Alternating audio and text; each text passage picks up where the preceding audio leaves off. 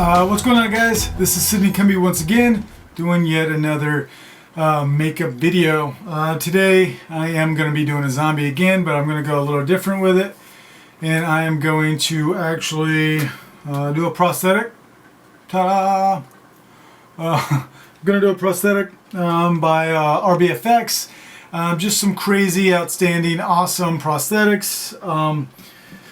So I don't know if I have the materials that I want to use today, but I'm just going to do it, and I'm going to use what I have laying around. So be ready. This is going to be another one of those fast forward, because doing these makeups takes a lot of time, and I don't want to have a super long video on YouTube. So hope you enjoy the video. It's going to be a blast. All right, here we go. Alrighty, so let's get this thing started. Alright, so what I'm doing here is I'm just basically trying to fit the RBFX prosthetic. And again, you can get these prosthetics from motionpictureeffects.com. They have their whole catalog on there. Alright, so now I got the Prosaid and my handy dandy glue brush, which is a bdellium brush by Surprenant. And what I'm doing is I'm just painting on or gluing down my eyebrows, because I'm gonna paint the eyebrows with glue and then the nose bridge with glue, and then apply the whole brow at one time.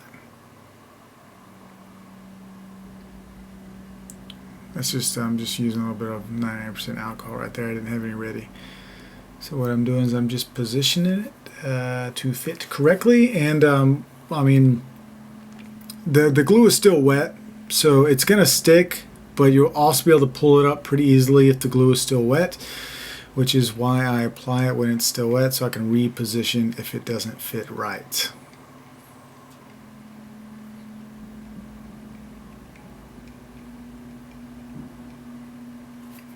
And that's exactly what I'm doing. Let's see.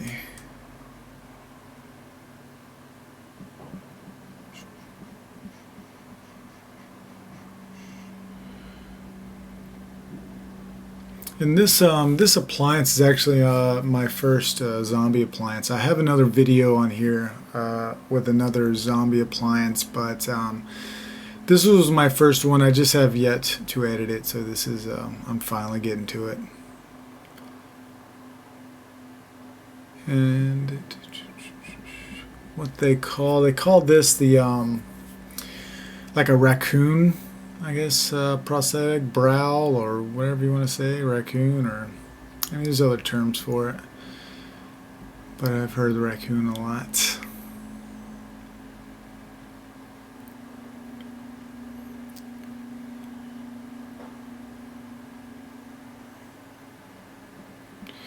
So basically just what I'm doing is I'm lifting up the prosthetic and putting some Prosaid down, and then just dropping the prosthetic on it, because I've already got it positioned right about where I want it. So I'm just applying glue up underneath. You know, I'm applying it to both the back of the prosthetic and my skin. You know, either one is fine. You know, it doesn't have to be both, but that is what I'm doing. Still using my bent brush. That is the bdellium Surprenant's bent glue brush that he developed. Very, very nice brush. I use it for nearly every application as my main brush.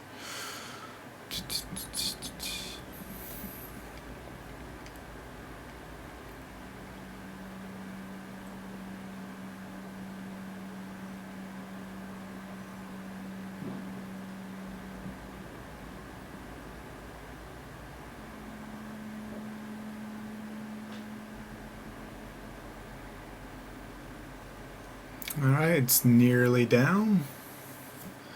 Working on it, just lifting and applying the glue. I just slowed it down just a little bit, just so you can see, you know, I'm just applying it to the back of the prosthetic, not all the way to the edge. You don't want to get it all the way to the edge. It's not really necessary, because to apply the edge, all you have to do is add glue on top of it, and it'll seep through and glue down the edge. You'll see it when I do it. So I'm keeping it, you know, a good distance away from the edge, and then I'll just lay down the prosthetic. And so none of the edges right now are actually down. So it's mainly, you don't want to get any gaps of spaces where there's no glue up under the prosthetic. You want to make sure it's a good coverage up under the prosthetic, so that nothing lifts when you're making a face, because you'll get wrinkles and you'll get places that lift, and it'll look like a prosthetic. Then you want it to be a part of the skin, so you definitely want to glue this thing down really well. And here's what I'm doing right here. I'm actually now applying the edges.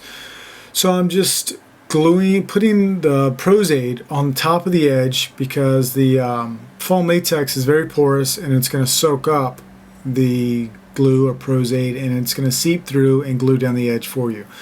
So, you know, I'm just adding glue around the edges. You know, a lot of times when I'm doing these like self-appliance demos, I do use a lot of glue. It's really unnecessary. You don't have to use as much, but I'm trying to go as fast as possible and just get it laid down, and just so it glues down. You really don't need that much glue. I kind of overdo it sometimes. But yeah, that's all I'm doing, is just adding glue to the edges right here and pulling down the forehead so that I can so I have a nice glue coverage under the prosthetic, especially with the forehead. With my forehead, I have a lot of wrinkles, and so I make a lot of faces with my brow. So if there's not enough glue up under it, you will see wrinkles, and it'll look really weird. So just make sure you get enough glue up under it so it actually is covered, the whole back of the prosthetic. And so I'm just laying down edges, so I'm just gluing over the top. Just really simple. It's going to seep through, it's going to seal it up really nice. And with these RBFX prosthetics, of course, really great edges, like the top of the line prosthetics. Definitely my favorite to work with. Just the feel, they're really soft. They have really great edges, and they're pretty generic enough where they fit a lot of different people. But you know, I have a pretty good generic head. So, and I shave it, so you know, generally they fit me pretty well. All right, right here I just use my airbrush to glue, or to dry some of the Prosaid. I just, you know, just put a little bit of air on it, and it'll dry it.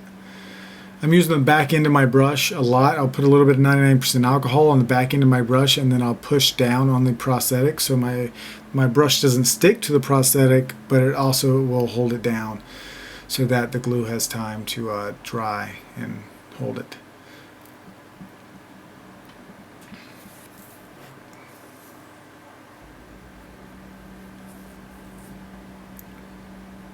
Alright, and when you're working around the eye with Prosaid, especially if it's a model, make sure they keep their eyes closed, and tell them to keep them closed, because you're going to be gluing around the eye, and they're just going to randomly open up their eyes, and they're going to glue their eye open. It's not a super problem. All you got to do is use a little 99%, but it's better that you just tell them just to keep their eyes closed, so that you don't get their eye glued open, and so it doesn't mess up the prosthetic. And you know, there's a few problems that can happen, but just make sure they keep their eyes closed. And then don't, you know, after you powder it, then they can open up their eyes. So I'm using two brushes right here. Both of them are bent brushes by bdellium, the Thomas Surprenant's brushes. That's the white one. That's a little bent brush. I use that one to lift the prosthetic with 99%. Right here is a little bit of Bondo Stipple. Bondo Stipple is just thickened Prosaid. I thicken it with a little bit of Cabosil, but you can also blend it and whatnot. So either way, just look up Bondo Stipple. it's really to fill the gaps in the prosthetic. Say if you have a bad edge, you just do a little bit of this over the top of it. You can hide it pretty well. I got my my nice little tool here where I spread it on. I didn't really have any bad edges, but it is nice to just do it as a demo, just to let you see how you can do it to blend the edge. And so I will spread it on, and then I'll use a little bit of a white damp sponge, little white damp sponge, and then tap it on it to give it a little bit of texture so it's not too smooth and it doesn't look too weird. And so yeah, see what I'm doing? Just a little bit of a sponge, dab it on there. I really don't have any bad edges with this, but I just am doing it mainly as a demo for this video.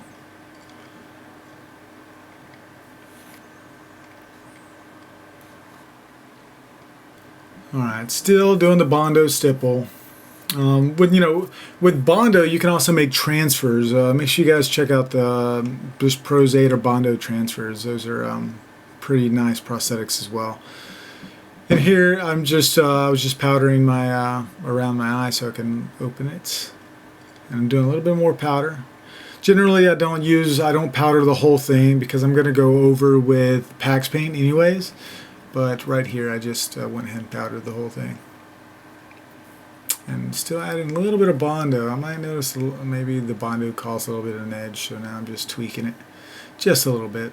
And then fixing it with a little bit of sponge.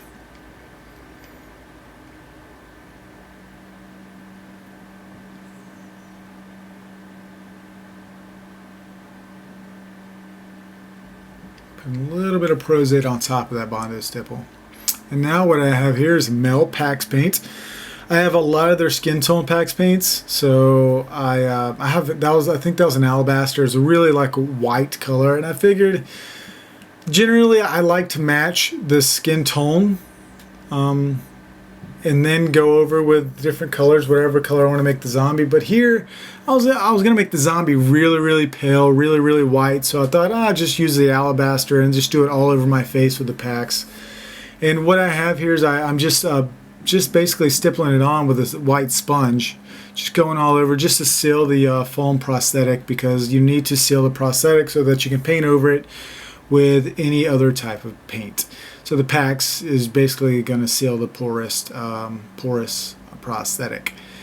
And so I'm just going all over the face with it. You know, some people don't like to go all over the face with a PAX. But the two PAX that I have, Thomas Surprenant's PAX and Mels, or Mel PAX, both of them are pretty good. They both come off pretty easily in, say, shower, or, you know, get in a hot shower, and it generally comes off. If you're on set, you're not going to be able to get in a hot shower.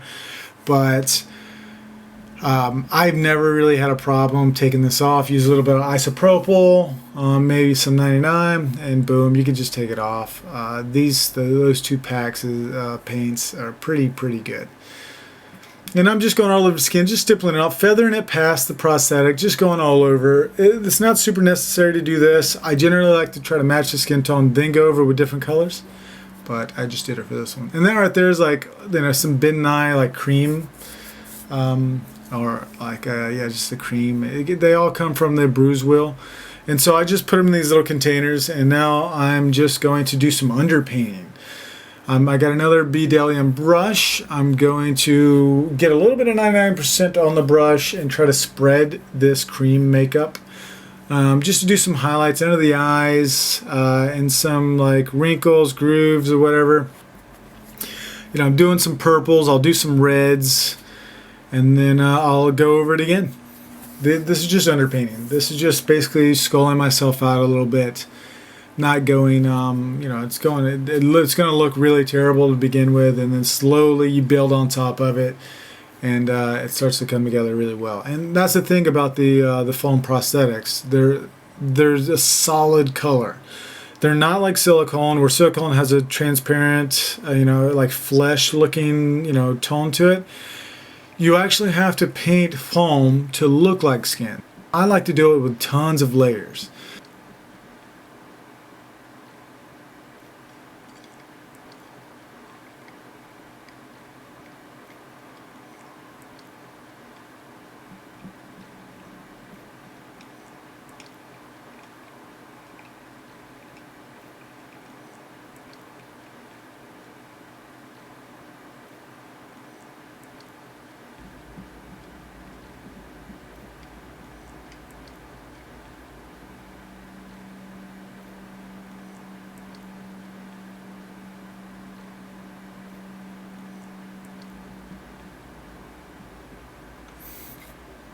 I don't know, just highlighting some areas, just throwing in some color. Some, you know, it doesn't have to be pretty right now. It's all going to come together. I just throw it in there. I look like a fool right now, like, oh, this guy doesn't know what he's doing, but it's all going to come together. It looks really terrible right now. And yeah, I have all this packs over my face. Oi, oi. So it's coming together. I'm just throwing some colors in there, highlighting some areas. I'm going to do a lot more stippling and stuff in a little bit, but this is just the prelims of paint. And this is all the bin Nye. I'm just using, you can use 99% alcohol, the Skin Illustrator palettes do all this stuff. But I find that this goes on pretty well. The Nye Bruise wheels and stuff like that, they just go on really smooth. So that is what I'm just going to start with. And then I'll go in with the Skin Illustrator palettes. So now it looks like I'm going with the Skin Illustrator palette, and it looks like I'm going to be stippling from the zombie palette, maybe some rice paper over the top of this to give me a nice zombie, solid zombie skin tone. So I'm just going to go over the top of all of this with a nice flat zombie color.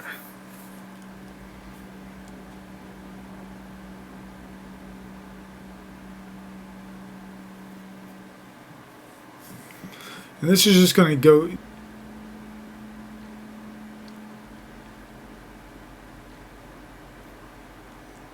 instead of having all those splotches from the packs, it's really going to fill in the gaps and unify the whole thing.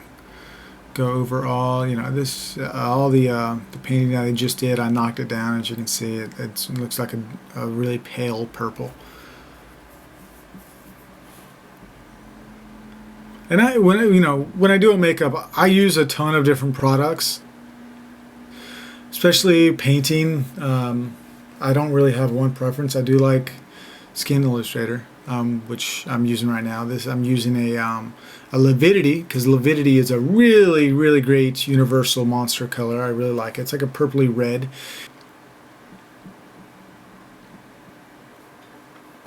And I'm just using a small stipple brush to stipple a little bit of Lividity all over, just to give some highlights in areas around the eyes, skull myself out. I want to leave where the skull is sort of protruding, you know, against the skin. I want to leave that sort of white. And so now I'm knocking it down. I'm sort of blending it a little bit better with a little bit of 99% alcohol right here. So I'm sort of smoothing everything out, knocking down some of that texture. Because what I'm going to do is I'm going to add texture with what I'm doing right here. Now I'm going to be spattering. So I'm probably spattering some browns, maybe some blue, purples, greens. I like to use all kinds of colors when I spatter, especially with a zombie. I want to do a lot of subtle colors in there to give, you know, the dead look. So, greens are always cool. Yellows, definitely. Blues, purples. No doubt it's really going to come together really well. And as you can see from the beginning, it's definitely starting to look much better. And I tell people this all the time. Don't, like, when you're doing a makeup and it's looking terrible at the very beginning, or even in the middle looks terrible, it doesn't really start coming together really well towards the end. At least with my makeup, it doesn't really start coming together towards the end. So just hang in there, and you'll definitely pull through as long as you have a plan. Well, with me, I never really have a plan. All right, so now I'm going in with a little bit of the Face Off Edition Endura European Body Art airbrush paints, and this is their Undead, so it's really fitting that I'm doing a zombie. And I'm doing a little bit of dead flesh just to knock down some places that I thought I went a little hard on, and it's just, especially around the eyes, that really dark red under there, I'm really trying to knock down. So I'm just splashing some dead flesh around, just to, because this is a little bit more yellow, tone to it. So it really sort of adds a little bit of yellow as well as, really peeling myself out. I'm really, really pale right now. And with this makeup, I thought you know, I always try to do a different zombie. Not do the same zombie every time. And with this one, I was going, you know, look, I'll go a little pale. I'll try something different, and we'll see what happens. And, you know, while it's not my style of zombie that I normally like to do, it still came out, you know, like a pretty good zombie. So no worries. You know, it was decent. And right here, I'm using another color by Endura, European Body Art. I'm using a purple to give me some just purple highlights, some, you know, simple, just highlighting the cheeks, throwing some shadow in there, around the eyes, of course. Now I'm going in, still going in with purple, but I just stippled a little bit of lividity on my face. I'm using multiple products all at the same time. Still going in, you know, some lividity, just tossing in some places. Yep, now he's looking good. So still using some purple, going in some highlights around the nose. I want the nose to be a little bit different color. Side of the face and the ears, the cheeks, just drawing in some highlights. Really simple, subtle highlights. I'm not going overboard with this zombie. I'm really going super simple, like super simple look. Then I've had people give me feedback about this zombie, telling me, hey, you need to do this, you need to do that. Well, guess what, guys? There's no wrong way to do a zombie. You know, this is this is a good zombie. There's nothing wrong with this. Don't let people, you know, judge your zombie. And still flaking on some with the chip brush, adding some simple texture spots and everything, you know, maybe some browns and whatever. Just trying to see what it's going to look like in the dramatic lighting. So I turned off the light, one of the lights. So it's looking good. All right, so this is the look. This is what I went with, and that's one of Thomas's mouth sprays. It's really good. I'll have the website where you can get that. And this is my own mixture. So overall, you know, I thought the zombie came out pretty darn well. It looks good. It's really pale. It's not your stereotypical zombie, but it is a really cool zombie. So I just hope you guys enjoyed this tutorial. All the information is going to be below for anything that I did in the video, any of the products that I used. So make sure you guys go to my website, ishootthedead.com, as well as follow me on Instagram, ishootthedead. And until next time, guys, make sure you subscribe to this channel. I'm going to have many more videos, some really cool stuff going on. So, yeah, keep it up, guys. Keep watching. Thanks.